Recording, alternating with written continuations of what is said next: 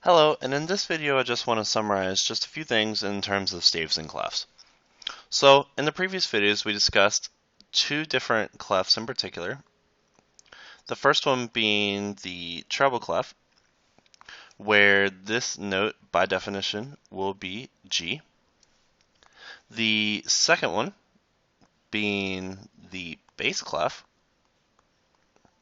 which is defined to be this one. So this note by definition will be F. There is a line in between, so this line will be C or C4. And together, these comprise what we call the grand staff. So of course there's various C's along this staff. For example, this value here is also a C. This value here also is a C. This value here is a C. And this value here is also a C. And of course this goes the same for all the other letters, right? So I have 1, 2, 3, 4, 5 different C's at least that are on the staff. So how can I differentiate between them? So since this one by convention is called C4, I'm going to call the one above it C5 and C6, and going downwards I'm going to call this C3 and C2. Alright, so that means what? Well, what about all the other letters on this staff? So let's start at C4 and work from there. Alright, so if this is the treble clef, so we're going to start here. So this is going to be C4. We're going to increment above C4 and call this D5. So if that is D5, then that means this must be E5. This next must be F5. The next one in sequence is going to be G5. Then it's going to be A5,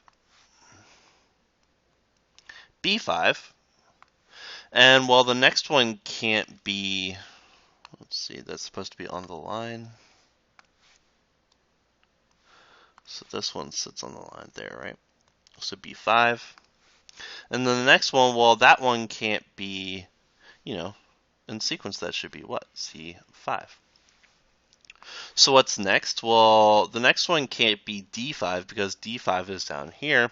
So that means this one right here is going to be D6. So if that is D6, that means this is E6. This is F6. G6. One ledger line above is going to be A6. Right above that ledger line is going to be B6. And then this one, two ledger lines above, is going to be what? Well, this is C4, this is C5, this is going to be C6. And right above that second ledger line is going to be D7. So we pretty much add one to the index if we go above a particular C. And we stay consistent as long as we go below that within 8 numbers. So let us do another example, except let us go in the backwards direction. So I'm going to again start at C4. So I'm going to start here. So I'm going to look at it from the bass perspective. So again, this is going to be C4. So if I go down 1, this is going to be what? That's going to be B4. Then it's going to be A4. So what's underneath A? Well, underneath A is going to be G4. Underneath G4 is going to be F4. Then it's going to be what? E4. Then D4. Oh, I missed one. Let's see here. Let's redo. So let's see what we got here. So bass clef. So there's C4, B4, A4, and then in between the lines is going to be G4, then F4, then E4, then underneath E4 is going to be D4, then it's going to be what? Well, underneath D4 is going to be C3. Under C3 is going to be B3. Continuing onward, here is going to be A3. This is going to be G3. This is going to be F3. And let's start going ledger lines below. So if that's F3, then that means this is going to be E3. Right below the first ledger line is going to be which one?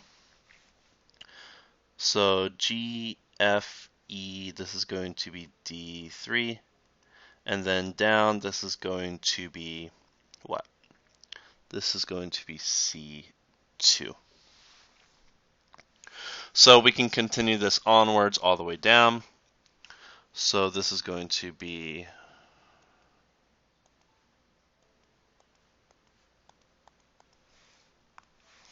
so that's going to be C, this is going to be B, A, G, and then under G is going to be F, E, D,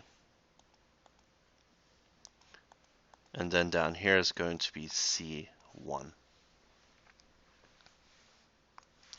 So where is C1? So C1 by this calculation is going to be 1, 2, 3, 4, 5, 6.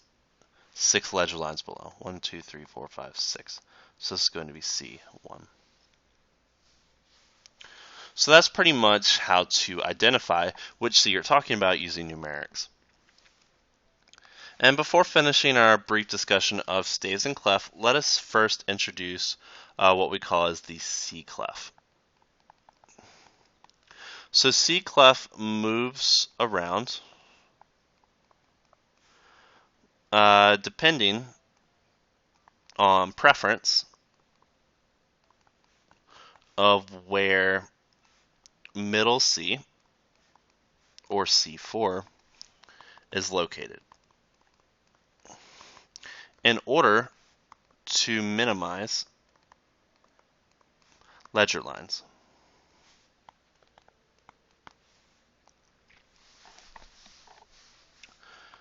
So what does the C clef look like? Well, the C clef is going to look like 2 lines, and then it's almost like a backwards 3, but not exactly. So this line in the middle is going to pretty much map where C4 is located. So let us demonstrate. So let us assume we have a staff, and let us write our C clef to be here. So if your C clef is written here, then by definition, this is going to be C4. So that means this note is exactly the same as this, and it is also the same as this. So if that is true, then that means what? Well, if that's C4, then that means this note right here is going to be D5, this is going to be E5, and underneath it is going to be what?